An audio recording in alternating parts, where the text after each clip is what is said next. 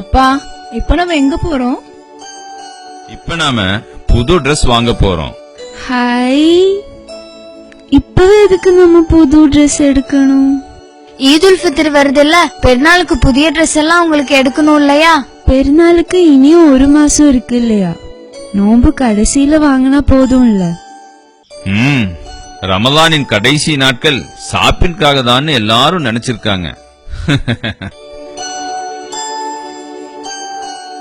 குழந்தைகளா, புண்ணியமிக்க ரமலான்ல இரவுகளும் பகலுகளும் வழிபாடுகளிலும் பிரார்த்தனைகளிலும் அதுபோன்ற நல்ல காரியங்களில் தானே ஈடுபட வேண்டும். குறிப்பா கடைசி 10 நாட்களின் எல்லா நேரங்களும் மிக மிக மகத்துவமானதும் சிறப்பானதும் தானே.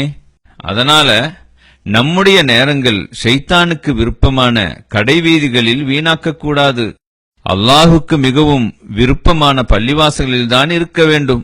ஆனா எல்லாரும் ரமலானுடைய கடைசி 10 நாட்கள் ஷாப்பிங்குரிய நாட்கள் நினைச்சிட்டு இருக்காங்க. அப்போ எல்லா துணிக்கடையிலும் என்ன ஒரு கூட்டம் இல்லையா? அதனாலதான் நோன்பு வர்றதுக்கு முன்னாடியே நாம ஷாப்பிங் போன்ற அந்த மாதிரியான வேலைகளை எல்லாம் நேரத்திலேயே செய்யறோம்.